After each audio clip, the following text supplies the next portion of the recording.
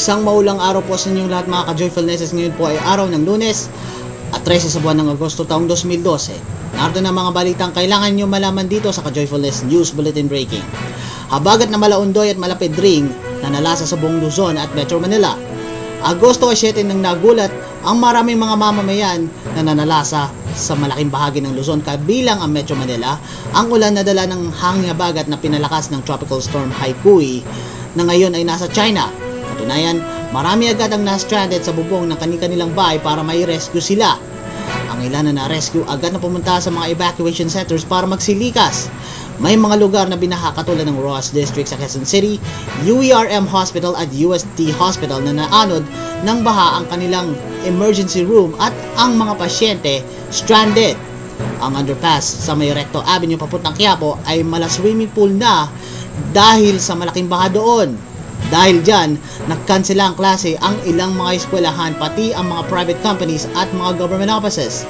Sa tulong ng mga social networking sites kagaya ng Twitter, mas mabilis ang paghati ng relief goods at pag-rescue sa mga kamag-anak na na-stranded sa baha. May mga ilang celebrities tulad ni Napel Young Husband, Angel Locsin, Mariel Rodriguez at ang kanyang asawa ni si Robin Padilla ay namigay ng mga relief goods para sa mga nasalanta. Tunay nang nagpakita ng kabayanihan at katatagan ng milyong-milyong nating kababayan sa kanila ng dilubyong dinanasan nila na kailanmang di malilimutan.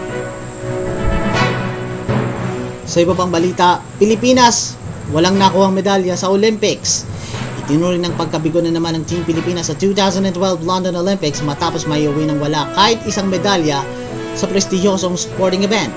Ito ay matapos matalo sa lahat ng mga sumaling sporting events ang 11 na delegado ng bansa katulad ni na boxer Mark Anthony Barriga, weightlifter Heidelin Diaz, Maristela Torres at Rene Herrera sa athletics, BMX rider na si Daniel Kaluwag at marami pang iba. Dahil dito ay susunod na Summer Olympics sa Brazil sa taong 2016 na uli sasali ang Philippine delegation. Dumalo ang ilan sa kanila sa closing ceremonies noong linggo ng umaga oras sa Pilipinas. At para sa huling balita, exclusive, ex-PBB Unlimited housemate Joya Ganzola magtatayo ng sariling review center sa Bacolod. Malaking hamon para sa Bini Brainy ng Negros Occidental na si Joya Ganzola na nai-share ang mga natutunan niya bilang isang nurse. Sa kanyang Twitter account na Enjoyable7, nakatakda sa Setyembre ay magtatayo ang dating housemate sa bahay ni Kuya ng sarili itong nursing review center na Excelero Review Systems na matatagpuan sa Bacolod City. May sariling din itong partner center na matatagpuan sa Palawan. Sobrang excited si Joya sa nalalapit na pagbubukas ng kanyang sariling review center. Maging ang ilang housemates niya nung PBB Unlimited natuwa din sa pagbubukas ng kanyang review center.